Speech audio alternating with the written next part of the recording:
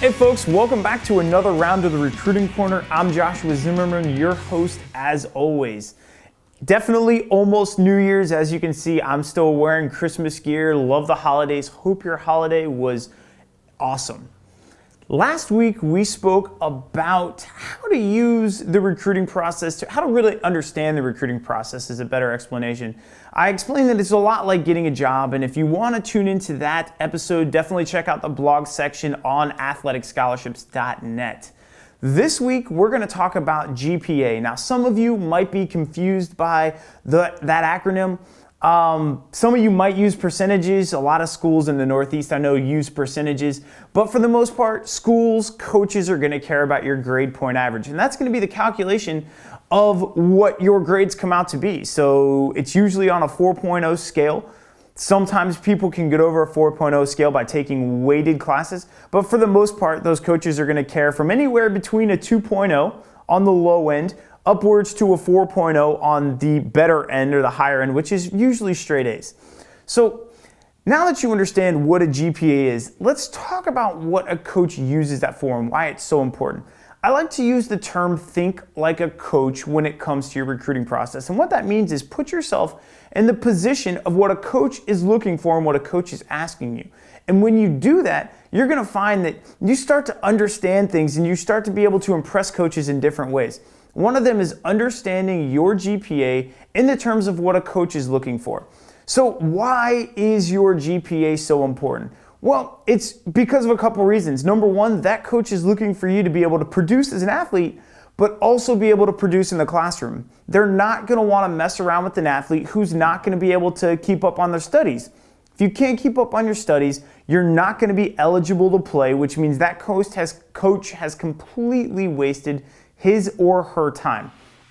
So they really want to make sure that you're strong academically. And the first thing they're going to be able to look at is your GPA and find out if you work hard in the classroom or not. It's amazing what your GPA can tell about your character, which character is another episode that we covered earlier in this series. So basically all these things start to culminate into one area, and your GPA is a very, very, very telling first impression that you can give. If you work hard in the classroom, that coach is going to automatically know that you probably work hard in other areas of your life. If you don't work hard in the classroom, that coach might start to question what other areas in your life you're not working hard at as well. And so you definitely want to try your best in the classroom at all times because it does reflect in other areas of your life. And you could start asking yourself, what questions are they trying to answer? Well, they're trying to answer the same questions as they would when they're evaluating your character or anything else. Are you a hard worker? Are you mature? Can you handle college athletics? All these things are answered just by looking at your GPA, which is pretty interesting. And the other thing that these coaches are looking for, and the part that I find most interesting, is the way that they judge you as an athlete. Most coaches understand, and this is pretty interesting, so pay attention. Most coaches understand that as an athlete, you probably live a rather structured lifestyle. And you might question yourself on what structure is, but I'll go ahead and explain it as best possible. Basically, coaches understand that for the most part, outside of a small percentage, you as a student athlete probably live in your parents' house. You probably come home to what would be a warm meal most nights or every night. You probably have parents that make sure that on a Friday night you're not out partying with your friends. You may be out with your friends, but you're not out till 3 or 4 in the morning. They're going to make sure that you're getting up in the morning. They're going to make sure that you're studying for your tests and that you're doing your homework and that you're going to school on time. Everything in your life, they're going to make sure you're at practice, all that stuff. Everything in your life is structured, which means that although you have free will, for the most part, there's somebody there working through life with you, making sure that you're doing everything you're supposed to do. Coaches understand that. Coaches also understand that they are taking you out of that structure when they bring you to a college. You could go to a college 5 miles down the road. You could go to a college that's 3,000 miles down the road. Just depends. And they're pulling you out of the structure that you've lived at that point for 17 or 18 years. Well, what does your GPA tell them if they know that you've lived in this structure? If you have a good GPA, it tells them that you can survive in structure. You're probably going to survive outside of structure as well.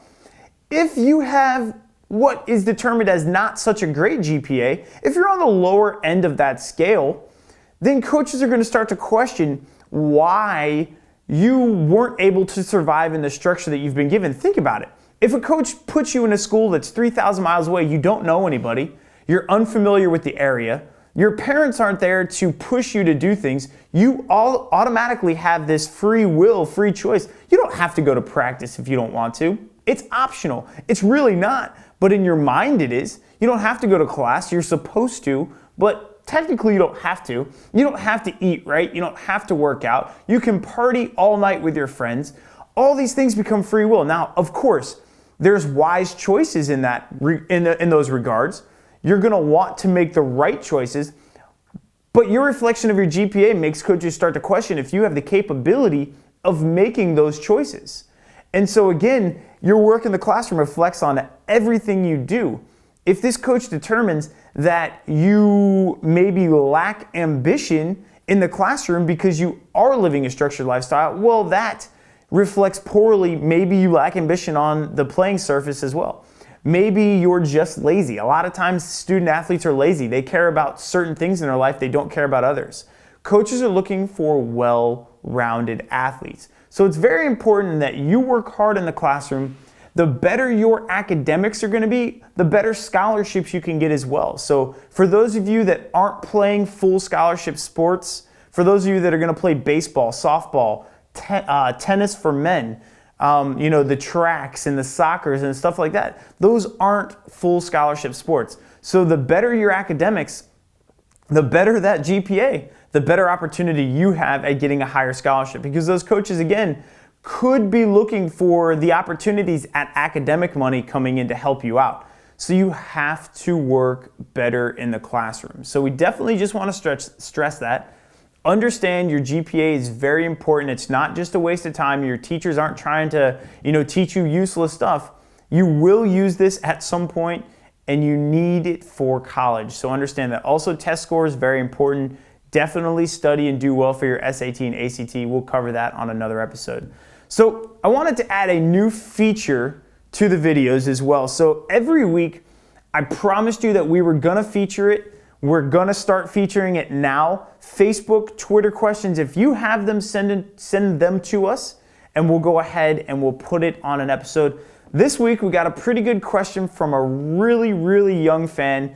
A gentleman sent in a question. It says, I'm in the 8th grade and play many sports for my school. Should I start now on trying to get recruited?